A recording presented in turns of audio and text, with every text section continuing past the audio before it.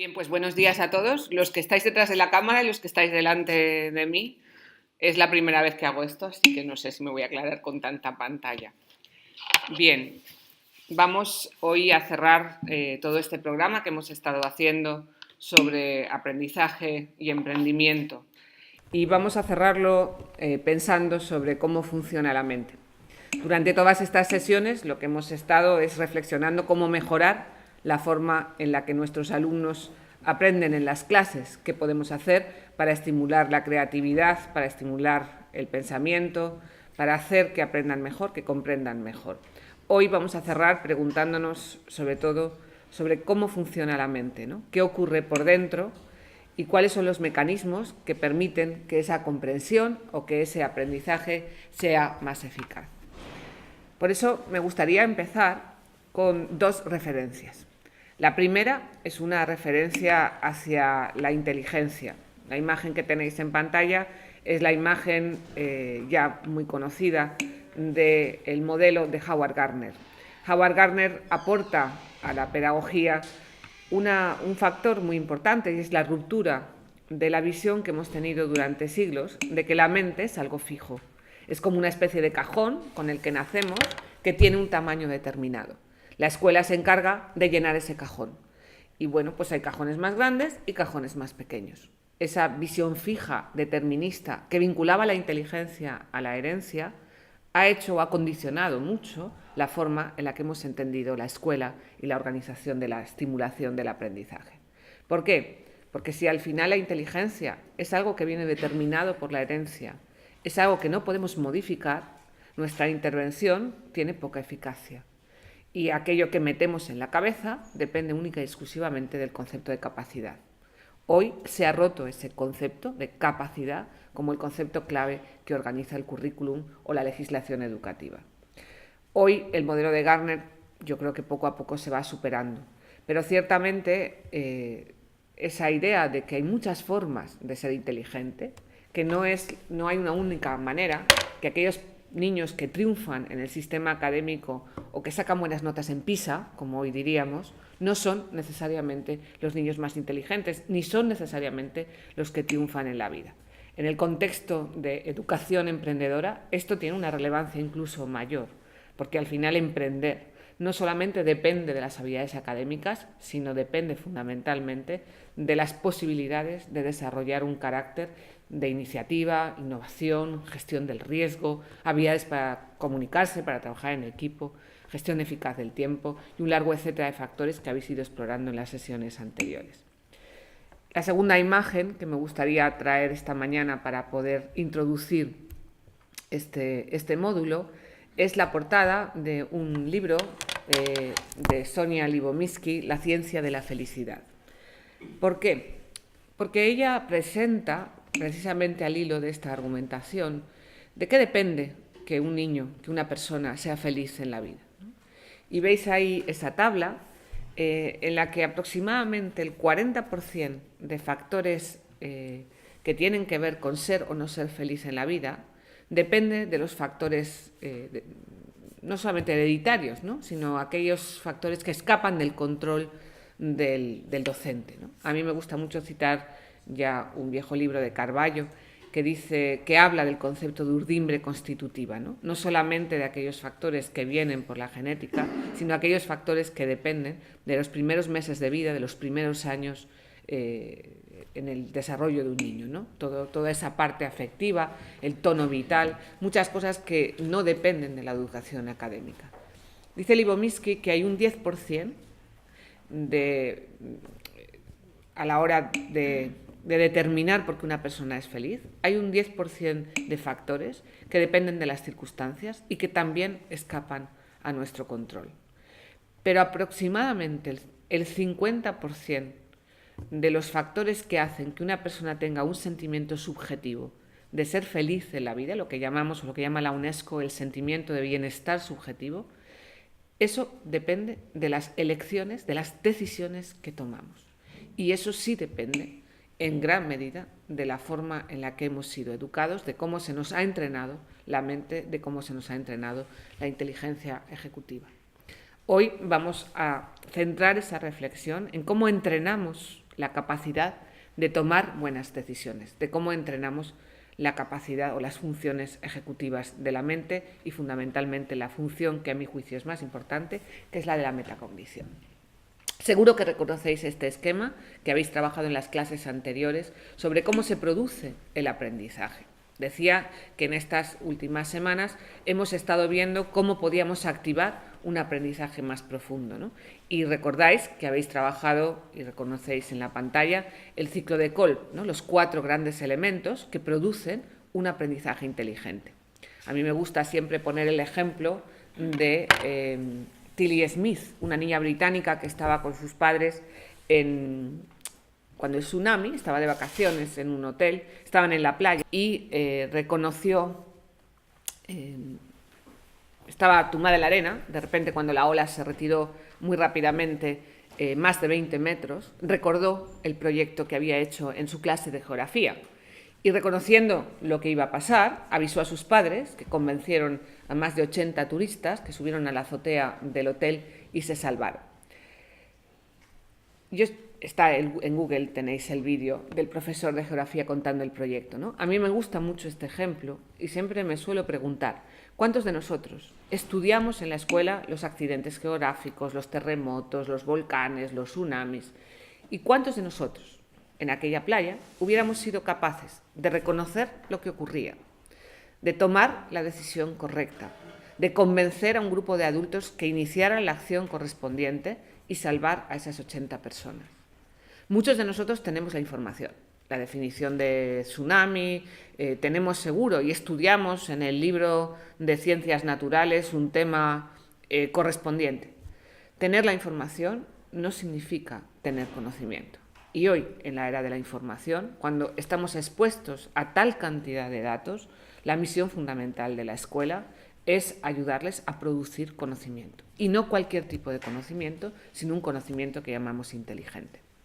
En estas últimas sesiones hemos estado viendo cómo estimular todos estos factores del aprendizaje. Entonces, recuerdo rápidamente, nos hemos centrado en cómo despertar la creatividad, de cómo activar el pensamiento profundo, cómo buscar estrategias para que se trabaje en equipo, para que se desarrollen las habilidades sociales, las habilidades de comunicación, cómo mantener la motivación, cómo hacer un proyecto, aprender haciendo, desarrollar las capacidades de gestión y cómo evaluar, en la última sesión con Bárbara, cómo evaluar el aprendizaje.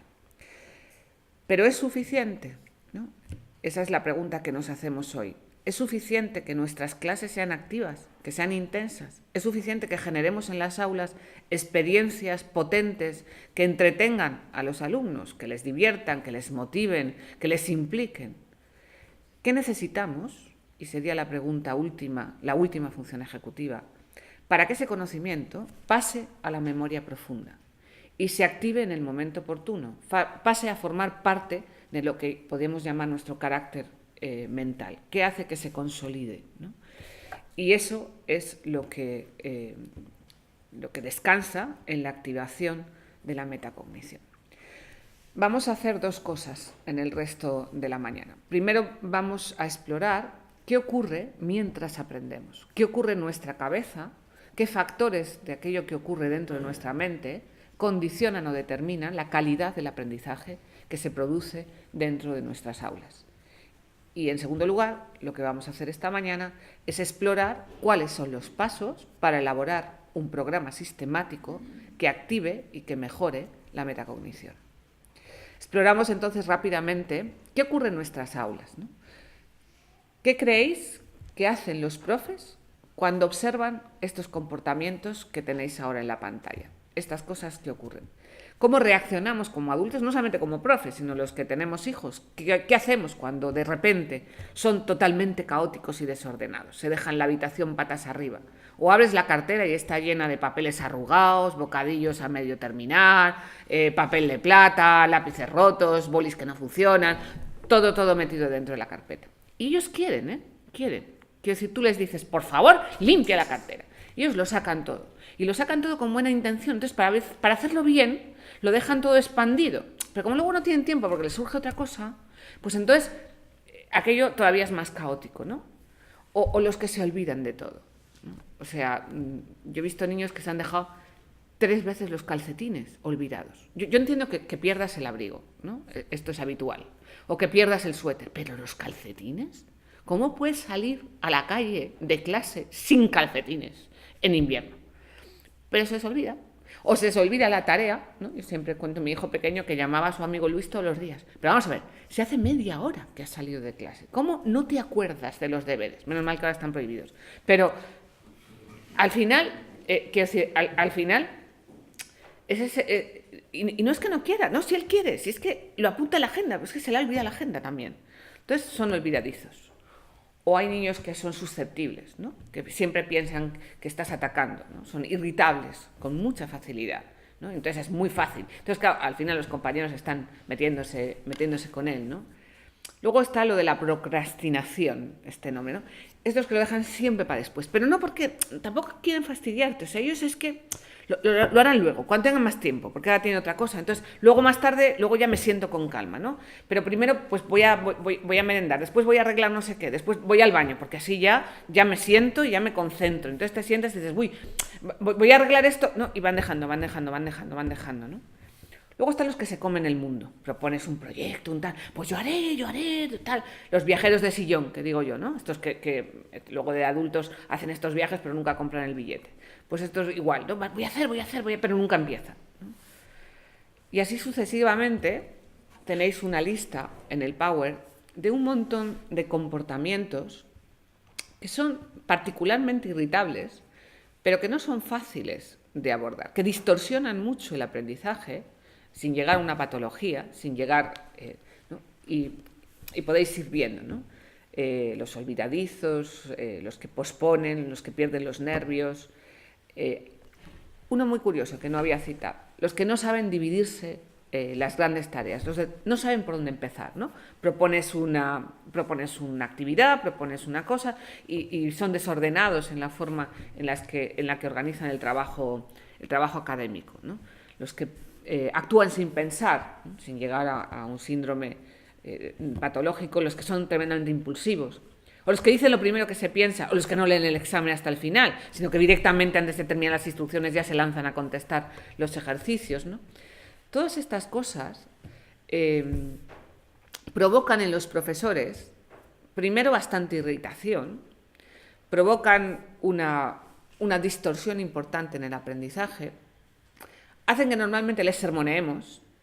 O sea, la respuesta más habitual entre los profesores cuando se produce este tipo de respuestas es echarles el sermón, ¿no? Y sobre todo, ¿por qué pensamos que los alumnos manifiestan todo este tipo de comportamientos? Porque no quieren acordarse de las cosas, porque no quieren ser ordenados, porque no quieren organizarse, porque no quieren empezar a trabajar, porque no quieren ponerse a hacer las cosas. Pero la pregunta que nos hacemos hoy que estamos explorando la mente, y es una pregunta muy importante, es si todo este tipo de desempeños o de comportamientos observables se producen porque nuestros alumnos no quieren, porque no saben o porque no pueden. Esa es la pregunta que hoy dirige la investigación en el ámbito de la innovación en neurociencia. Hoy sabemos que muchos de estos comportamientos se producen por lo que llamamos disfunciones ejecutivas, porque la mente no está preparada para, de forma autónoma, de forma voluntaria, cambiar o modificar estos comportamientos. La buena noticia es que frente a lo que se pensaba hace pocos años, y es que a partir de los 7, los 8, los 9 años, el cerebro está totalmente consolidado y las funciones, es decir, los hábitos mentales están ya construidos, hoy sabemos que casi hasta los 25 años las disfunciones ejecutivas, mediante un entrenamiento sistemático, pueden modificar las estructuras neuronales. Es decir, frente a, como hemos empezado, la reflexión de que la biología, el cerebro, condicionaba el aprendizaje, hoy hemos dado un giro enorme de 180 grados y hoy sabemos que al revés, que la educación modifica el cerebro, que el aprendizaje modifica la biología. Y eso es una buenísima noticia en el ámbito de la educación. ¿Qué ocurre? Que todo este panorama, todas estas funciones, lo que llamamos las funciones ejecutivas, no han sido objeto de aprendizaje sistemático. No hay ninguna asignatura en la escuela que se dedique a entrenar las mentes.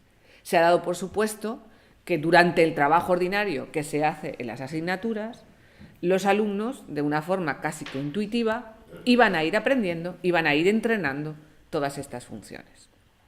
Hacemos una referencia rápida a nuestro modelo de inteligencia.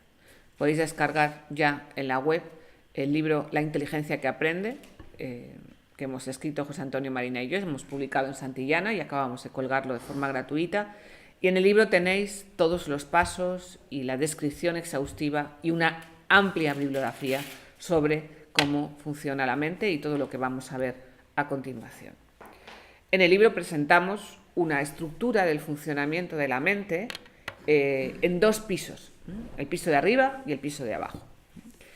El piso de abajo pertenece a la inteligencia generadora. Hicisteis alguna referencia en las primeras sesiones cuando hablamos de la creatividad, ¿no? La pregunta a la que se responde es ¿de dónde vienen las buenas ideas? Las buenas ideas vienen del piso de abajo. A mí me gusta mucho utilizar la metáfora del pozo. A medida que vamos madurando y que tenemos un montón de experiencias, que ocurren un montón de cosas cada día, vamos llenando el pozo como si dijéramos de muchos recuerdos, ¿no? Nos pasan muchas cosas y eso lo vamos almacenando.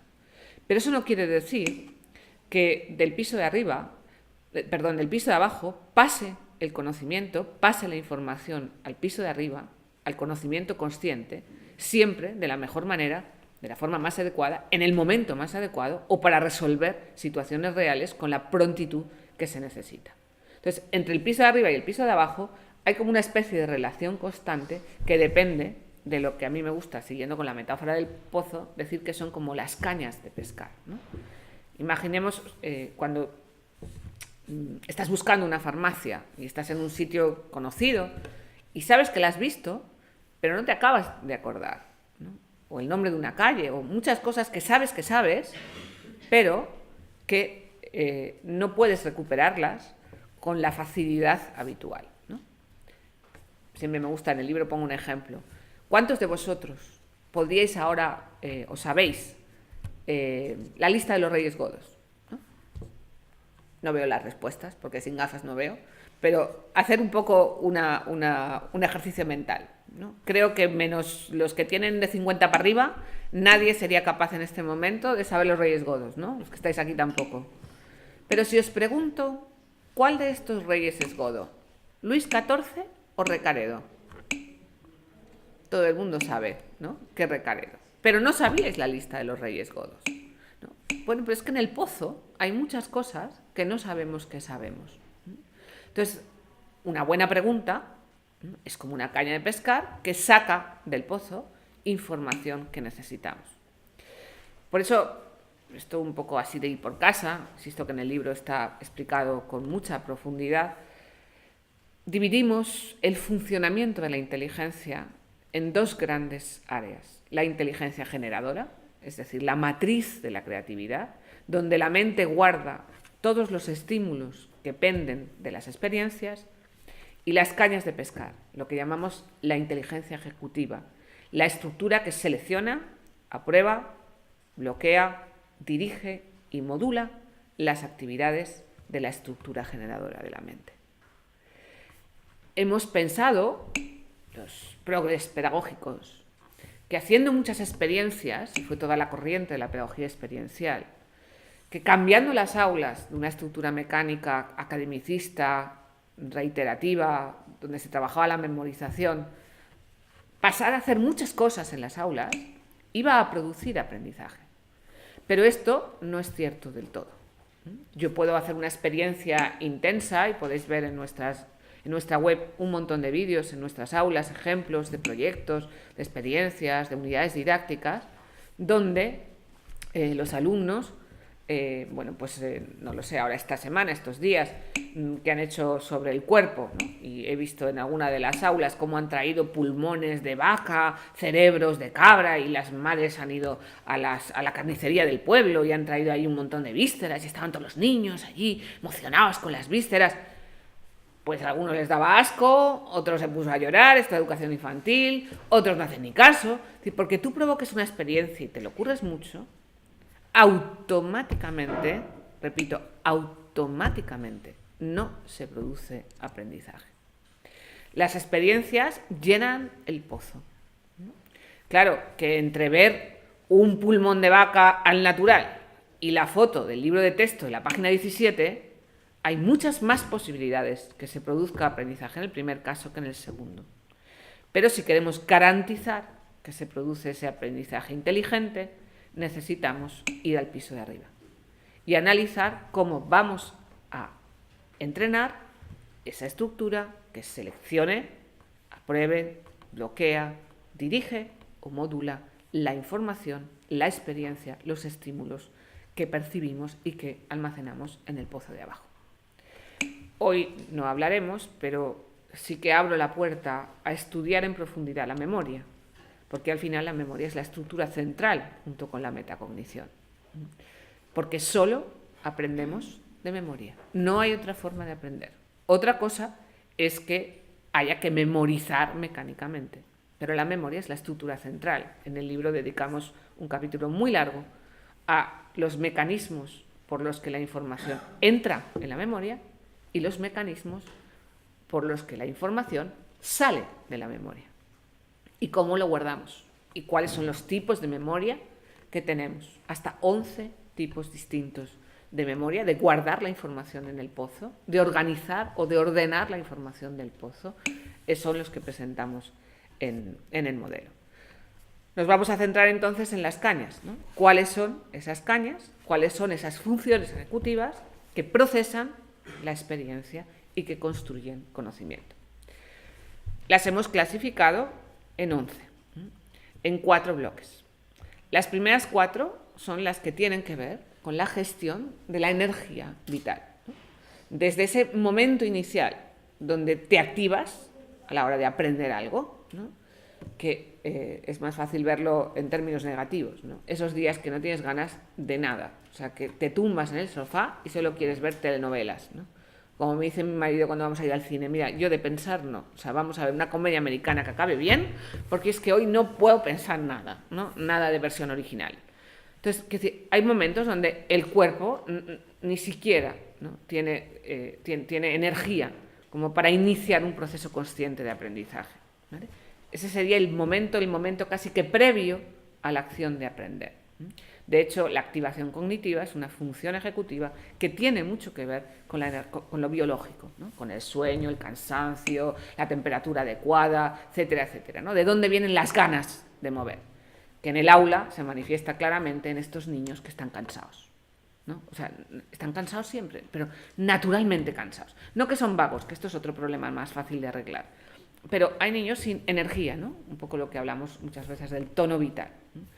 Bien, desde esa primera función de activar la mente, la atención, como dirigimos nuestra atención, la motivación, la famosa motivación que a los profes nos trae de cabeza, y la gestión de las emociones, ¿no? Las ganas que tenemos de aprender. Se aprende mejor disfrutando, se aprende mejor con emociones positivas que con emociones negativas. El estrés causa un efecto negativo sobre el aprendizaje inteligente, aunque ayuda a la memoria a corto plazo, y por eso los exámenes pues gestionamos el miedo y la tensión y estas cosas, pero al final la gestión emocional produce un aprendizaje mucho más eficaz. Todo esto es previo a ponerse o a hincar los codos. El segundo bloque son las funciones durante el aprendizaje, la gestión de la acción de aprender, el control de la impulsividad, la flexibilidad cognitiva. Estos niños que son cabezotas, que hacen una cosa de una manera, les dices, pero hombre, no hazlo de otra manera, no, y ala, ¿no? Tienen visión de túnel y son muy cabezotas intelectuales, ¿no? El otro extremo son los que son tan flexibles que no focalizan en nada y se pierden constantemente y cada vez hacen una cosa y son muy erráticos, ¿no? La elección de metas, ¿no? La planificación y el sostenimiento de la acción, ¿no? Estos que abandonan, tenemos estos alumnos que empiezan y todo lo dejan a medias, ¿no? Y no completan nada. Esto también es bastante habitual verlo en clase. El tercer bloque es el de la memoria, que ya me he referido a él. Y el último bloque, y esta es ya la última parte del rato que estamos explorando, es la metacognición. Yo siempre digo que creo que es la función ejecutiva más importante para estimular en una escuela. Y creo que si hay que hacer una revolución pedagógica, y si hablamos, como hemos estado haciendo en las últimas sesiones, de por dónde va la innovación, en el fondo hemos ido haciendo un retrato de cuáles son hoy las estrategias y las metodologías más eficaces para cambiar nuestra manera de enfocar el aprendizaje, si pensamos un poco en qué tienen en común todas ellas descansan en un manejo diferente del elemento metacognitivo. Vemos rápidamente un vídeo cortito de una de nuestras alumnas, al poco tiempo de empezar un cambio en las metodologías, cómo define la metacognición. Hemos preguntado qué era la metacognición. Aprender cómo aprendemos. ¿Y cuántas veces hacéis metacognición? ¿Muchas? Unas cuantas. ¿Y dónde las pegáis vuestra metacognición? Muy bien. Y en la pared también, muy bien. Pues muchas gracias, chicos. Bien, desde muy pequeñitos trabajamos la metacognición. Os cuento una anécdota, hemos puesto la foto, esto es del jueves pasado en nuestro colegio de Madrid. Por la mañana llegó la madre de una alumna de segundo de primaria y dice, no os lo vais a creer, a su hermana pequeña le está enseñando las letras en casa y le ha hecho una ficha de metacognición a su hermana, ¿no? Entonces llega un momento donde en el cambio en el modelo del aprendizaje los niños interiorizan hasta tal punto, ¿no?, lo importante que es ser conscientemente conscientes de lo que ha aprendido. Metacognición, una reflexión sobre el aprendizaje consciente. ¿Qué sé? ¿Cómo lo he aprendido? ¿Qué he hecho para aprenderlo? ¿Y cómo podría hacerlo mejor la próxima vez, ¿no? Las secuencias hablaremos al final. ¿Cómo hacemos que nuestros niños, que nuestros alumnos sean conscientemente conscientes no solamente de qué aprenden, sino de cómo lo aprenden? Esa es la clave de la metacognición. Cualquier metodología que incremente la motivación, pero no incremente la metacognición, es ineficaz. Entonces, ayer, o en la última sesión, creo que fue ayer, con Bárbara, cuando estuvisteis viendo evaluación, insistimos mucho en nuestro modelo de la importancia que tiene la autoevaluación. No porque sea más fiable o menos fiable, sea más fácil o menos fácil de organizar, sino porque los procesos de autoevaluación no son otra cosa que visualizaciones de los procesos de metacognición. Y eso es lo que incrementa aprendizaje inteligente, autonomía en el aprendizaje y también un grado de profundidad en la comprensión. Tenéis ahí la definición. La mayor parte de nuestra actividad mental la realizamos de una manera no consciente. Recibimos un montón de estímulos durante el día y hacemos muchas cosas de las que no somos conscientes. La metacognición es un esfuerzo reflexivo para saber cómo pensamos, cómo resolvemos problemas o cómo buscamos información. Es una excelente herramienta para pensar de manera más eficiente, por lo que debemos fomentarla desde la escuela.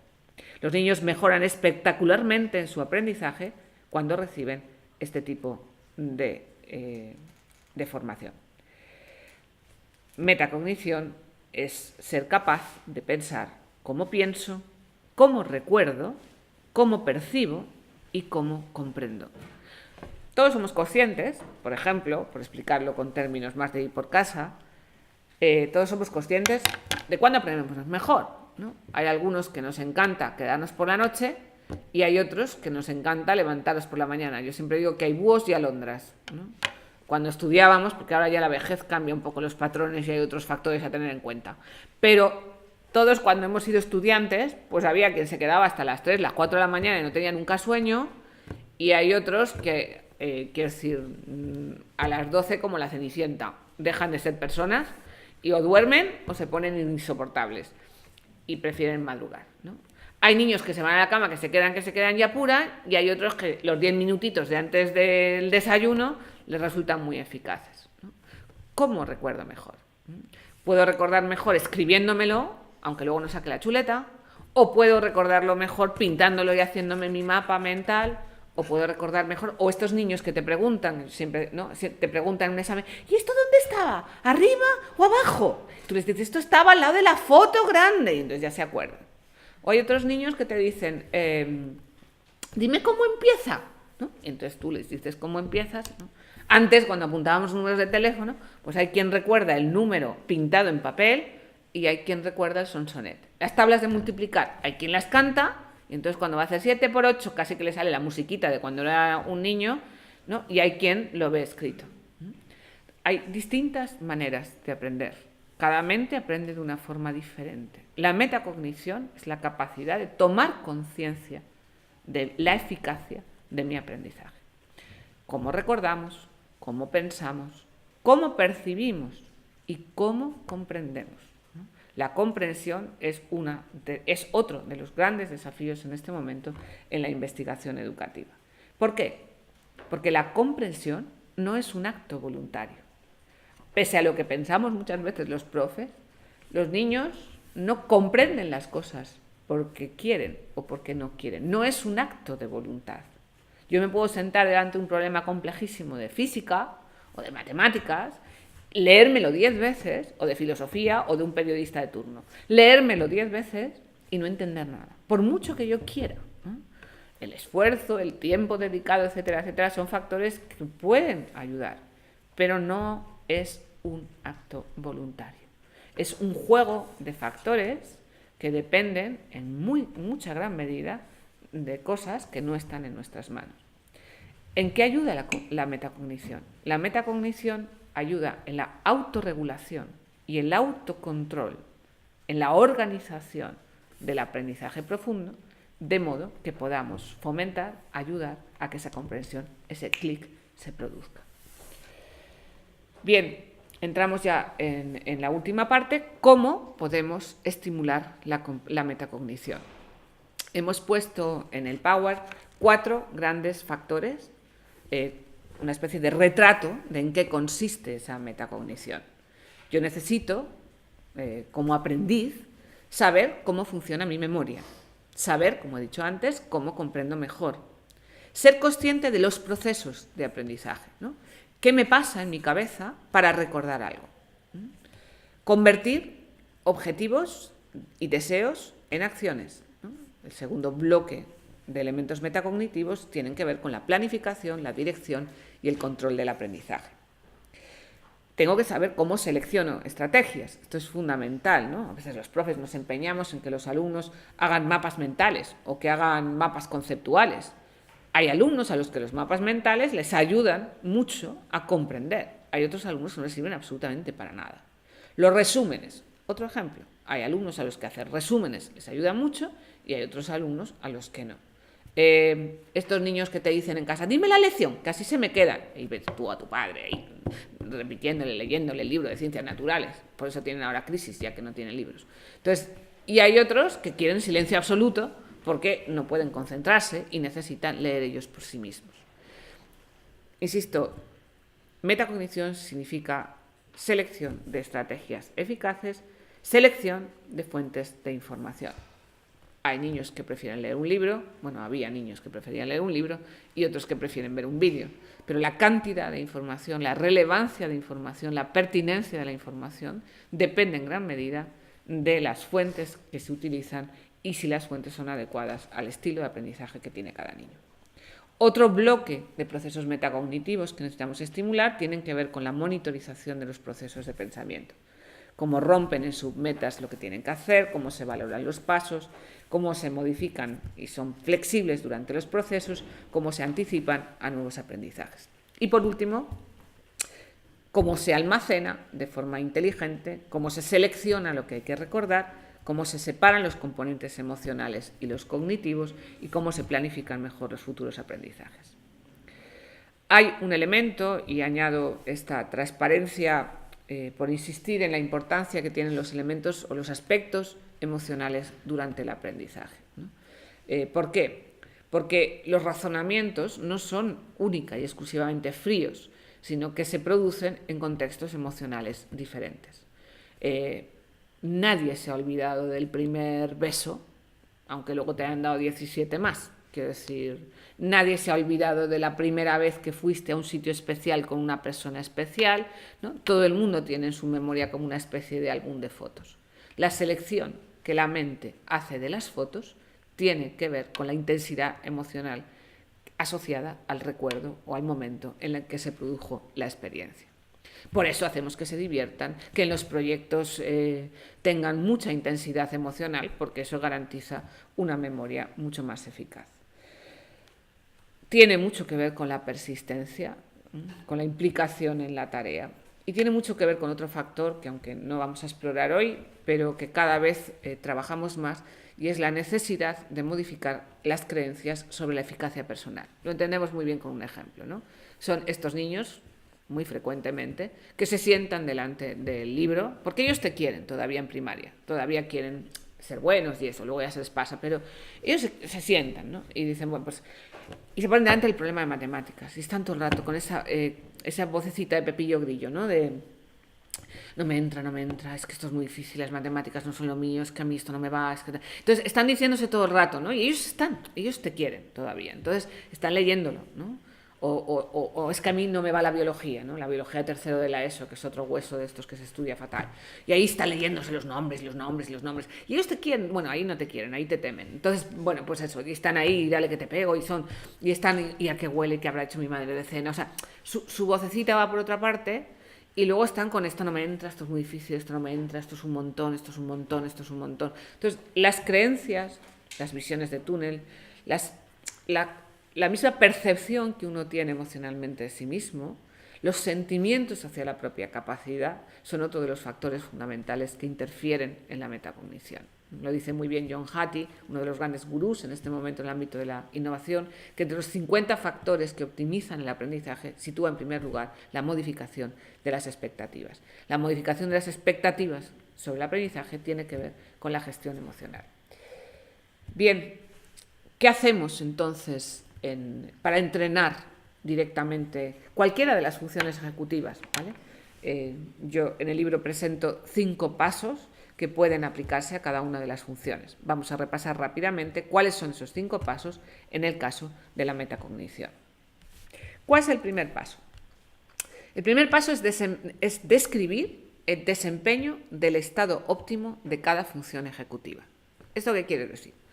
Que en vez de pensar en todos los problemas que tengo en mi aula, tengo que pensar cuál sería la situación ideal, ¿no? Yo miro a un alumno y espero de él lo mejor, ¿no?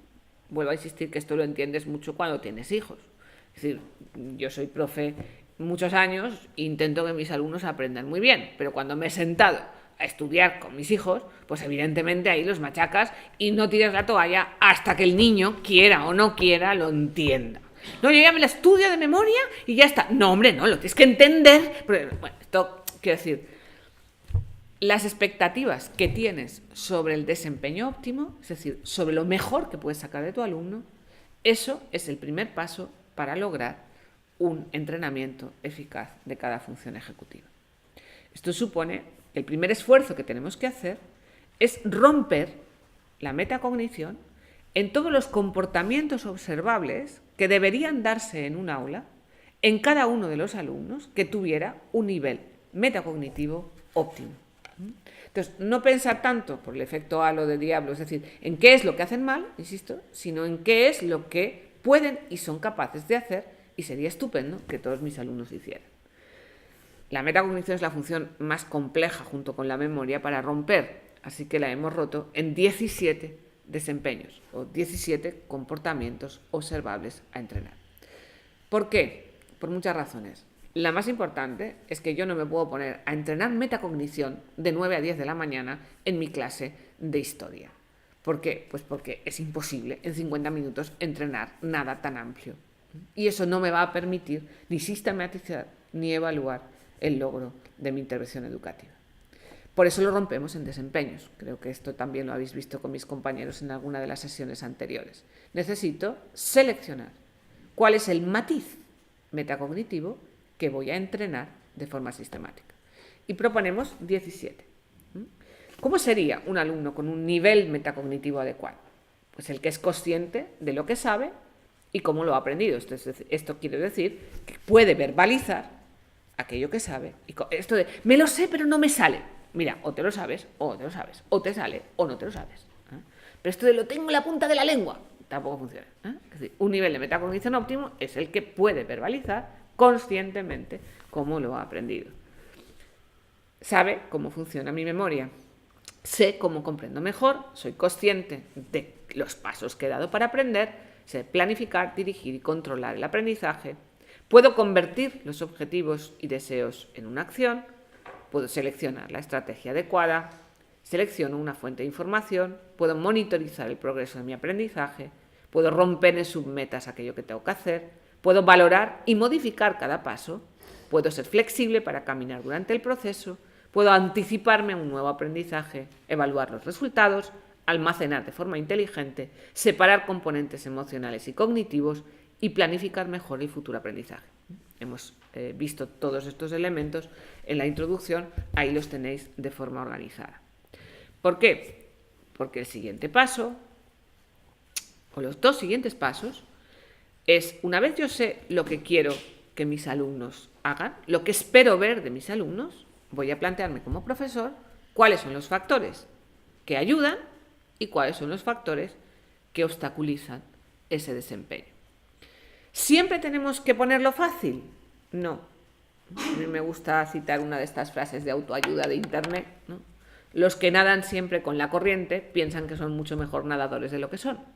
Y los que nadan siempre contra corriente acaban pensando que son mucho peor de lo que son. Ocurre lo mismo en un aula. Si todo se lo ponemos fácil, si todo está muy controlado, si no hay ningún índice de distorsión, ningún índice de riesgo ni de conflictividad, los alumnos acaban siendo dependientes y cuando salen son incapaces de afrontar el conflicto. Si viceversa, siempre hay una situación de desafío, de tensión. Si los alumnos al final acaban viviendo una situación constante de fracaso, acaban hundiéndose en la miseria, su autoestima por los suelos y acaban creyendo que son mucho peores de lo que son. Entonces, importante identificar factores de riesgo, identificar factores de optimización para después organizar nuestros escenarios de aprendizaje. ¿Qué factores influyen de forma positiva en la metacognición? Construir significado de las cosas que ocurren alrededor, es decir, provocar procesos narrativos, investigar profundizando en lo que se aprende, identificar el sentido espacio-temporal de los acontecimientos, ejercitar juicios críticos y valoración sobre el desarrollo y el logro de los trabajos, transferir lo que aprenden a otros contextos, observar los detalles y la complejidad de lo que aprendes. Si lo hacemos de forma intuitiva, aunque esto salga así como muy solemne aquí, ¿no? Que si tú los llevas al laboratorio o te los llevas de excursión y les preguntas, ¿te has fijado en esto? ¿Habéis visto lo otro? ¿Habéis visto lo que está pasando? ¿No? Tú empujas para que observen la complejidad, ¿no? Muy importante la transferencia, la visualización de los aprendizajes, ¿no? Estamos ahora embarcados en una especie de obsesión de decoración de las aulas, ¿no? Y no es caprichosa, esto también lo habéis visto con mis compañeros, no colgamos las evidencias del aprendizaje para adornar las aulas ni para salir en Twitter. Lo hacemos porque visualizar las evidencias de logro ayudan, provocan un elemento importante de metacognición. Y es muy importante la expresión de la idea subjetiva y del sentimiento, la narración de la voz interior. Por una cosa que aunque no saldrá, porque no tenemos ya mucho tiempo, pero hay dos elementos muy importantes a la hora de entrenar las funciones ejecutivas. Una es la educación de Pepito Grillo, es decir, la educación de esa vocecita interior que aunque uno está haciendo un esfuerzo por atender y estáis delante de la pantalla del ordenador, vamos, seguro que la víspera de Nochebuena no tenéis otra cosa mejor que hacer que estar aquí reflexionando sobre la metacognición. Pero, quiero decir, independientemente de que tengas ganas de aprender, tengas ganas de atender, tengas ganas y estés interesadísimo, la cabeza se te va. Se te va pues porque te pica el zapato, se te va porque hay un ruido en la ventana, se te va muchas veces, ¿no? Y estás escuchando y estás diciendo y estás pensando que tienes que ir a comprar, que a qué hora va a acabar, que quedan 5 minutos, que no sabes si llegarás. Y la vocecita se te va, ¿no? La loca de la casa. Entonces, educar y entrenar la vocecita interior, junto con la habituación intelectual, con generar hábitos intelectuales, son las dos puertas de entrenamiento de las funciones, las dos herramientas fundamentales. Entonces, cuando uno entrena a los alumnos, es decir, todo aquello que en las aulas permite la expresión, la verbalización de la vocecita interior, es un elemento, todas las estrategias y las metodologías que descansen en la expresión de ideas subjetivas y sentimientos, en la verbalización o en la narración, como visteis cuando visteis Kolb, es un elemento que influye de forma positiva a la génesis de procesos metacognitivos. ¿Qué obstaculiza la metacognición? Demasiados contenidos trabajados de forma superficial, las actividades mecánicas de repetición, las preguntas cerradas que solo permiten sí o no, acierto o error, poca autonomía en las decisiones que afectan el aprendizaje, usar el mismo recurso didáctico en periodos largos sin cambiar de actividad, ¿no? Un recurso didáctico que dure más de 7 minutos ya no es especialmente útil, y si la misma actividad dura en periodos más largos de 15 minutos es totalmente obsoleta.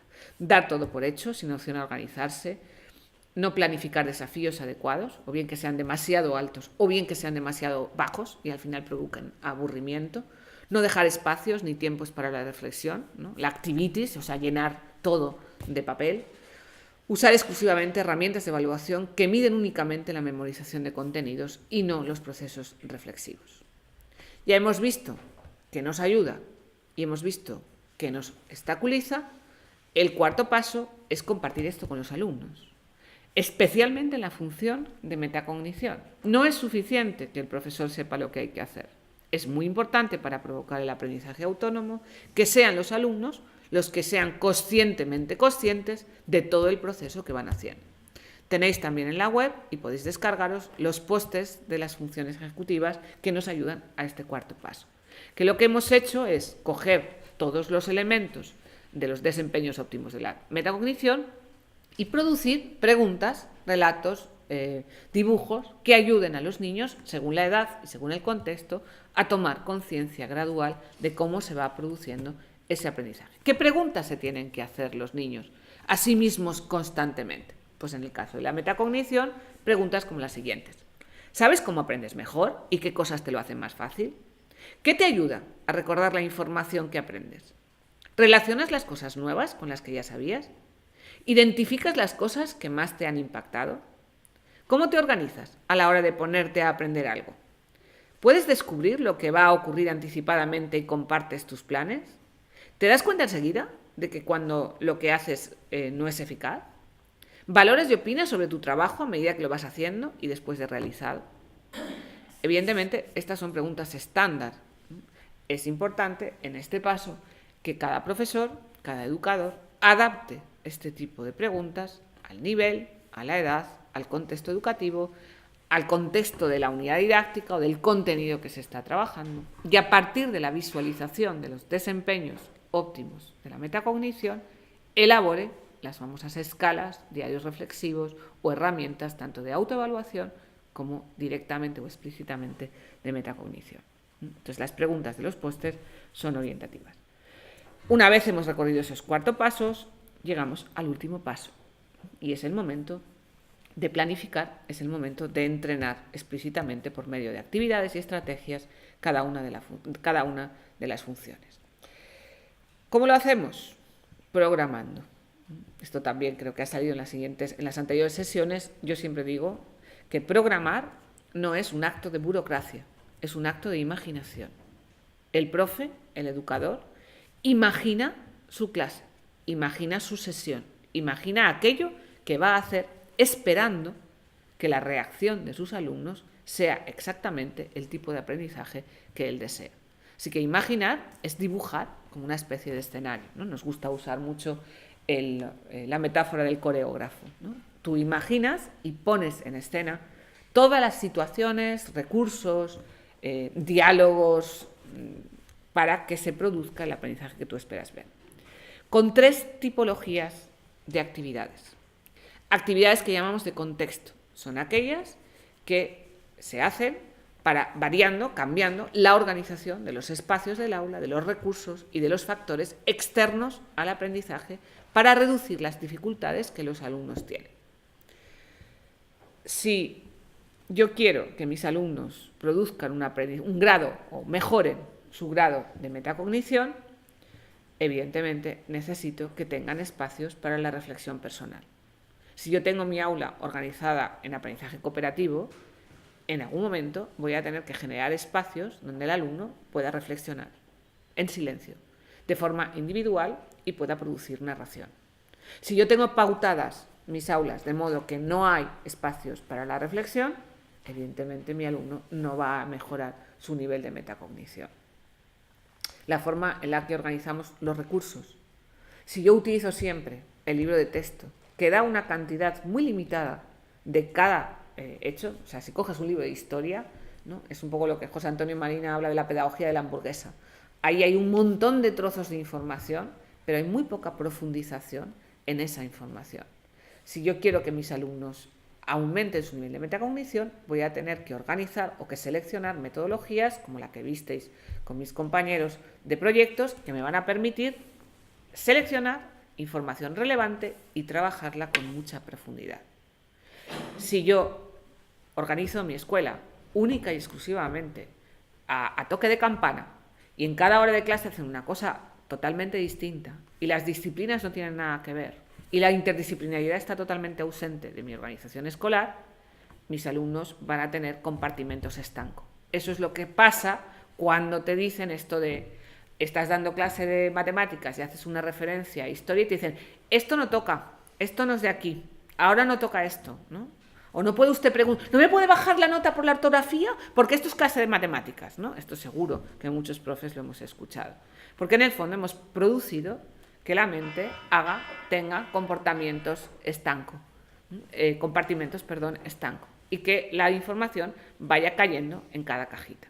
Entonces, la interdisciplinariedad, la globalización, los proyectos, los PBLs, son estrategias que me van a ayudar a organizar los recursos de una forma diferente. ¿Es suficiente? No es suficiente. La segunda tipología de actividades tienen que ver con entrenamientos explícitos, es decir, con lo que toda la vida hemos llamado el modelado. Yo necesito modelar respuestas, que el alumno comprenda muy bien, visualice muy bien qué tipo de reflexión espero. Para esto necesito hacerlas visibles, explicarlas, entrenarlas mediante estrategias y secuencias de pensamiento. Para esto las destrezas, las rutinas, los gráficos generadores de pensamiento y todas las estrategias que nosotros hemos concretado en lo que hemos llamado el modelo de Pensautos. Y por último, las actividades de desafío. Generar situaciones de aprendizaje, incentivos donde los alumnos necesiten ineludiblemente poner en práctica la función ejecutiva. Solo pongo un ejemplo para terminar. Si mis exámenes, como decíamos antes, única y exclusivamente piden información, mis alumnos no valorarán nunca la importancia que tiene la reflexión metacognitiva sobre el conocimiento que toman. Modificar las herramientas de evaluación, de autoevaluación, de coevaluación y las tradicionales son una de las claves más importantes para modificar los índices o los niveles de desafío de aprendizaje. Ya hasta aquí creo que llega el tiempo. Agradezco muchísimo la atención de los que estáis, de los que no estáis, y terminamos 23 de diciembre deseando a todos feliz Navidad. Gracias.